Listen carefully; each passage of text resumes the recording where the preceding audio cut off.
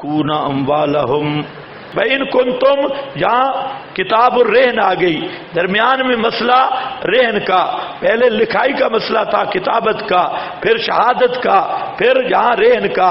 اگر ہو تم سفر پر اور نہیں پاتے کاتب، فرحان مقبوضۃ، مقبوضہ میں اشارہ ہے کہ مرتہن اس مرہونہ سے نفع نہیں اٹھا سکتا، مقبوضۃ قبضہ میں کی ہوئی، فإن أمن بعضكم بعضا، جب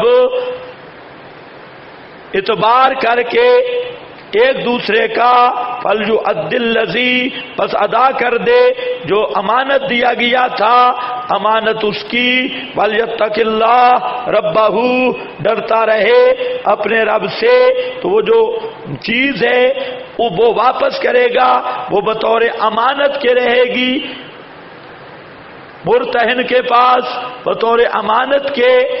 رہن والا مسئلہ جہاں ہدایہ نہیں آتا وہاں ہدایہ ہے۔ وَلْيَتَّقِ اللَّهَ رَبَّهُ وَلَا تَكْتُمُوا الشَّهَادَةَ وَمَن يَكْتُمْهَا، اب گواہ عام طور پہ عدالت میں حاضر نہیں ہوتے، فرمایا گواہو، گواہی نہ چھپاؤ، اور جو کچھ چھپائے گا اس کو، فَإِنَّهُ آثِمٌ قَلْبُهُ، پس وہ گناہگار ہے دل اس کا، کیونکہ محل کتمان قلب ہے، اس لیے فرمایا آثم قلبہ واللہ بما تعملون علیم۔ احکام گئے، اب دلیل توحید عقلی آ گئی، سورت ختم، دلیل توحید عقلی۔ للہ ما فی السماوات، للہ ما فی السماوات، اللہ ہی کا ہے، خلقن ملکن عبیدن تصرفن، لا لأحدہ استقلالن ولا اشتراکن ولا جزین ولا کلین ولا ذاتن ولا عطاء، للہ ما فی السماوات وما فی الارض وان تبدوا ما فی انفسکم، اگر تم ظاہر کرو جو ما فی انفسکم، جو تمہارے دلوں میں ہیں، اور تخفو ہو یا چھپاؤ اس کو، یحاسبکم بہ اللہ، حساب کرے گا اللہ اس کے ساتھ تمہارا، بس بخشے گا جس کے لیے چاہے گا، عذاب دے گا جس کے لیے چاہے گا، اور اللہ ہر چیز پہ پوری قدرت رکھتا ہے۔ آمن الرسول، اعتقد الرسول، آمن الرسول، خود عقیدہ رکھا رسول نے، بما انزل الیہ من ربہ، ساتھ اس کے کہ اتارا گیا اس کی طرف، اس کے رب کی طرف سے، والمؤمنون، اور کامل مومنون وہ بھی ایمان لائے، کل، سب کے سب، آمن باللہ، ایمان لائے اللہ کے ساتھ، اس کے فرشتوں کے ساتھ، اس کی کتابوں کے ساتھ، اس کے رسولوں کے ساتھ، لا نفرقو، نہیں ہم تفریق کرتے، بین احد من رسلہ، درمیان کسی ایک کے بھی اس کے رسولوں میں سے، قالوا سمعنا وَأَطَعْنَا، اور کہا انہوں نے، سمعنا وَأَطَعْنَا، سن لیا ہم نے، سمعنا وَأَطَعْنَا، اور مان لیا ہم نے، غفرانک، طلبنا غفرانک، ہم نے مانگی بخشش تیری، ربنا وَإِلَيْكَ الْمَصِيرُ، اے ہمارے پروردگار، اور وَإِلَيْكَ الْمَصِيرُ، تیری ہی طرف المصیر پھرنا ہے، لا یکلف اللہ۔ یہاں تھوڑا سا ایک اشکال ہے، یہ جو اوپر آیا نا، ان تبدو ما فی انفسکم او تخفو ہو یحاسبکم بہ اللہ، بعد نے کہا کہ یہ آیت منسوخ ہے، اور لا یکلف اللہ نفسا والی یہ ناسخ ہے، اور کہتے ہیں کہ جب یہ آیت اتری، ان تبدو، اگر تم ظاہر کرو جو تمہارے دلوں میں ہیں، یا ان کو چھپاؤ، تو حساب کرے گا اللہ اس کا۔ تو اس پر صحابہ بے چین ہوئے اور پریشان ہوئے کہ اگر دل والے معاملات پر بھی حساب ہوا تو پھر تو کوئی بھی نجات نہیں پا سکتا. دل والے خیالات پر بھی حساب ہوا تو پھر تو کوئی بھی نجات، بولو شاباش، کوئی نجات نہیں پائے گا. تو اللہ تعالیٰ نے یہ آیت اتاری، لا یکلف اللہ نفسا، تو دل کے وساوس غیر اختیاریہ کو نکال دیا. لیکن یہ اس طرح تقریر ہے نہیں. یہ کما قال العلماء اقول کما قال العلماء. کوئی بات سمجھ گئے یا نہیں؟ یہ ایک تقریر کی جاتی ہے، حقیقت یہ نہیں. یہ بات صحیح ہے کہ اب بات توجہ ہے آپ کی، یا تھک چکے ہو؟ تھک چکے ہو تو ترجمہ کریں آگے. اچھا بات ذرا سمجھو.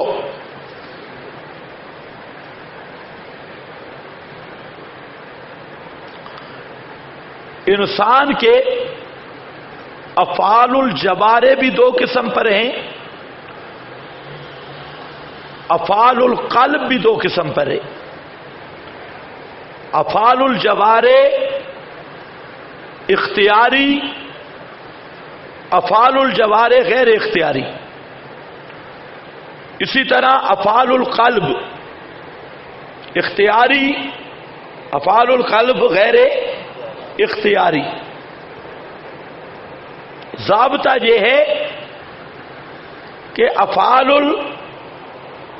الجوارح غیر اختیاری پر آخرت کی پکڑ نہیں ہے. مثلا ایک آدمی جہاں سے اٹھا، گرا، کسی طالب علم کے اوپر گرا، طالب علم کی ہڈیاں ٹوٹ گئیں، یہ گناہگار نہیں ہوگا. گرنا ہے نہیں، غیر اختیاری طور پہ. یہ گناہگار کیوں نہیں بولتے؟ یہ گناہگار نہیں، اختلاف ہے، کر کے دیکھو. ہاں یہ گناہگار نہیں ہے. اسی طرح ایک آدمی تھا، وہ بیچارہ 100% سیریس تھا، اور پروگرام تھا ادھر ایک کوئی چیز ہرنی کھڑی تھی اس کو مارنے کا، اور ہاتھ جو اس کا پھرا ادھر صوفی ذبح ہو گیا. اب یہ اختیارن قتل اختیاری ہے. آخرت کا دہر الجزا، جو آخرت کی سزا جزا ہے، وہ افعال اختیاریہ پر ہے، غیر اختیاریہ پر نہ عذاب ہے نہ ثواب. جیسے ایک آدمی ہے، اس کا ایک یہ ہے میں ہلا رہا ہوں، یہ اختیاری فعل ہے. ایک راشے والا ہے، بغیر اختیاری ہے، وہ کہ ہاتھ ہل رہا ہے. جس طرح صوفی کہتے ہیں دل جاری ہو گیا، یہ جو دل جاری کرتے ہیں اس کا ثواب آخرت میں کوئی نہیں ہے. پتہ نہیں آپ کو سمجھ میری بات کی آ رہی ہے کہ نہیں؟ بے شک دل سے اللہ اللہ اللہ نکلے. جس طرح ٹیپ ریکارڈر لگا دو، اللہ اللہ لگا دو. آج کل وہ جوس بیچنے والے 10 روپے گلاس 10 روپے گلاس وہ کیسر لگا دیتی ہیں موبائل پہ، وہ لگا. یہ دل کا جاری ہونا ایسے ہے، 10 روپے گلاس 10 روپے گلاس، اس سے زیادہ اس کی کوئی حیثیت نہیں. کیونکہ اللہ تعالیٰ نے حساب کس پہ دینا ہے؟ اجر فعل اختیاری پر. اور سمجھو بات، سمجھو، مولوی بن رہے ہو، بات سمجھو. اجر بھی ملے گا فعل اختیاری پر، سزا بھی ملے گی فعل خواہ جوارح کا ہو چاہے افعال قلوب ہو. افعال قلوب بھی دو قسم پر ہے. دیکھو عقیدہ، عقیدہ اختیاری چیز ہے، اپنے اختیار سے یا شرک اختیار کرتا ہے یا اسلام ایمان. اسی طرح کبر، اسی طرح بغض. بغض اگرچہ مبدا کے اعتبار سے ایک لحاظ سے سوچو تو غیر اختیاری ہے، لیکن اسلام ممکن ہے، ازالہ کرنا بغض کا ممکن ہے. اور اگر غور کیا جائے تو بغض کا بیک گراؤنڈ ہے، وہ اختیاری ہے. لیکن یہ سوچنے سے بات سمجھ آئے گی، الفاظ اس کے لیے نہیں ملیں گے. خود سوچو گے کہ بغض، حسد، کبر بس میں ہے ان کا ازالہ کرنا، ہے کہ نہیں ہے؟ اس کے مقتضا پہ عمل نہ کرے نا، کبر ہو مقتضا پہ عمل کرنا، کبر تو مان لیتے ہیں غیر اختیاری ہو جائے لیکن سزا ملے گی جو اس کے اقتضا پر عمل ہے وہ اختیاری ہے، بغض اختیاری کیا ہے کہ جو بغض کے اقتضا پہ عمل ہے وہ اختیاری. تو عقیدہ، بغض، حسد، کبر یہ بعض اختیاری ہے، بعض کے اقتضا کے ثمرات اختیاری ہیں. تو اختیاری فعل پر سزا ہوگی، اب بھی یہ ضابط ہے. اور جو غیر اختیاری ہیں وساوے سے، خیالات ہیں، بیٹھے بیٹھے دل میں خیال آتا ہے کہ غلطی کی ہے، دورے پہ گھر آدمی بیٹھا سویا ہوتا، گپ شپ ہوتی، یہ غیر آتا ہے، پھر پڑھتا ہے لا حول ولا قوت الا باللہ گیا. تو یہ جو خواطر، وساوس، یہ چیزیں ہیں جن میں آدمی کا اختیار نہیں، یہ جوارح میں بھی معاف ہے اور افعال قلوب میں بھی معاف ہے. اصل ضابطہ یہ ہے. اب صحابہ اہل لسان بھی تھے، دیندار بھی تھے. جب یہ آیت آئی نا ان تبدو ما فی انفسکم او تخفوہ یحاسبکم بہ اللہ، اس آیت سے بھی مقصد یہی تھا، یہ نہیں کہ یہ منسوخ ہے. آیت کا مقصود یہی تھا کہ وہی جو افعال اختیاریہ چاہے معافی انفسکم ہوں یا ظاہر ہوں، چھپے ہوں، آیت کا مقصد یہی تھا.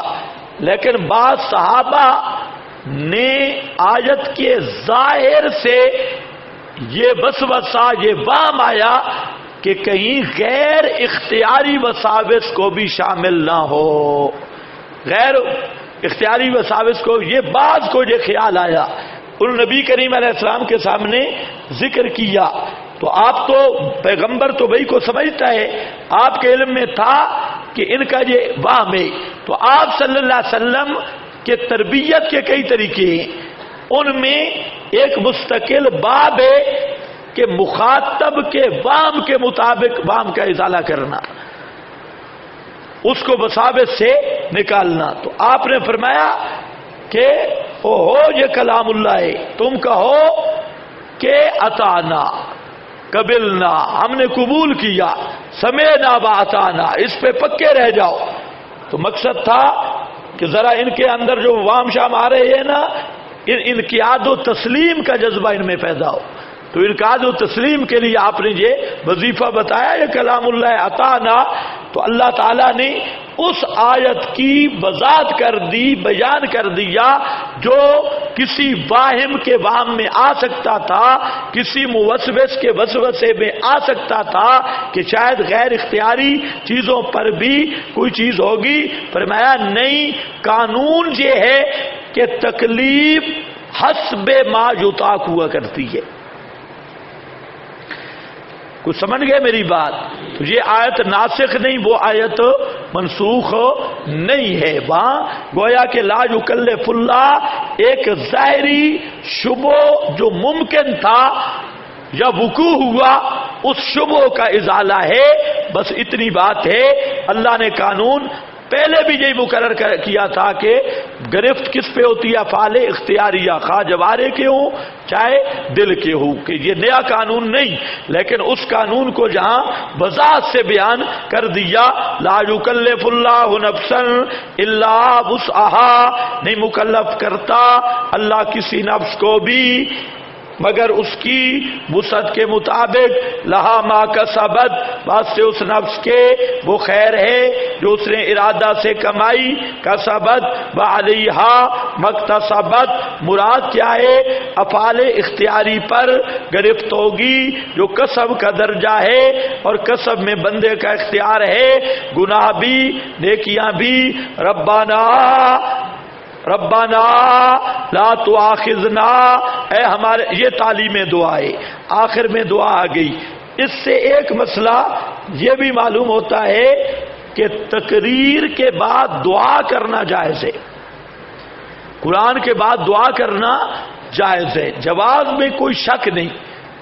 ابھی ہم دعا کر سکتے ہیں، پہلے سارے مسائل بیان کر کے آخر میں تعلیم دعا اس بات کی دلیل ہے کہ تقریر کے بعد دعا کرنا بالکل، کیوں نہیں بولتے، کیا ہے؟ البتہ اس کی اپنی طرف سے ہیئات بنا لینا، جیسے ریونڈی دعا بن گئی، ریونڈ کی دعا یہاں سپیشل جاتا ہے دعا کے لیے ہے، بےایمانہ بدتیا، وہاں اس طرح کا اہتمام کرنا دعا کے لیے، شرکت کے لیے کسی جگہ پہ بھی، باہر ریونڈ میں بھی ہے تو آپ لوگوں میں بھی ہے، دعا کے لیے جا رہے ہیں فلاں کے لیے، یہ اہتمام خالصتاً بدعت ہے، چاہے تم کرو یا کوئی اور کرے۔ ختم بخاری پہ جا رہے ہیں جی، دعا میں شریک ہو جائیں گے، تو اہتمام نہیں ہے، گھر سے سپیشل جہاں پنڈی سے کیا اہتمام کر کے، یہ بدعت ہے، اس میں کوئی شک نہیں۔ اس لیے افراط تفرید کا شکار مت ہو۔ تقریر کے بعد دعا کرنا ثابت ہے، اور ثابت بھی یہ تعلیم دعا، پوری سورہ بقرہ کی تقریر ہوئی، اللہ نے خود تعلیم دعا کی، اب یوں دعا مانگو، اس سے بڑھ کر جواز کیا ہو سکتا ہے؟ تو قرآن کریم میں تعلیم آئی تو نفس دعا بالکل ثابت، لیکن اب جب قرآن پڑھتے ہو ہاتھ اٹھا کے کرتے ہو، تراویح میں دعا کر رہا ہاتھ اٹھائے یا ویسے تلاوت میں؟ رفع الایدی کوئی ضروری نہیں، رفع الایدی ضروری نہیں، التزام نہیں، اور جماعت کا بھی اہتمام نہیں کہ سب مقتدی عوام کو ملا کر دعا کا اہتمام کیا جائے، یہ اہتمام کہیں ثابت نہیں۔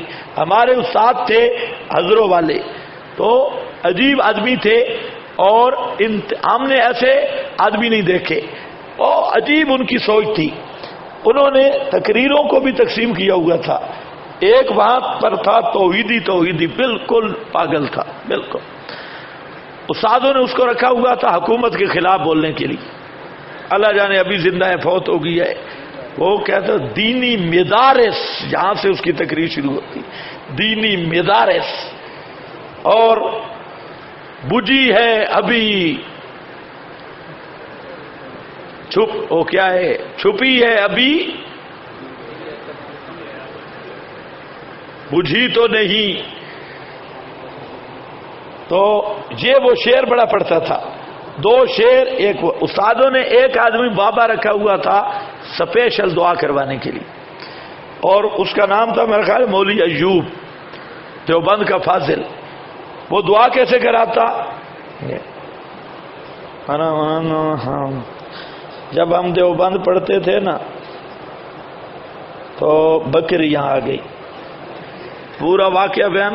اب یا اللہ، میں جب مولانا مدنی کے پاس پڑھتا تھا نا، پھر آگے واقعہ، یا اللہ، پھر آگے واقعہ، اور ہم کہتے ہو او کہارا بھی خوش ہے، مانگی صحیح منگی تو شے کوئی نہیں، کہتے یا اللہ اور آگے کہانی، یا اللہ آگے کہانی۔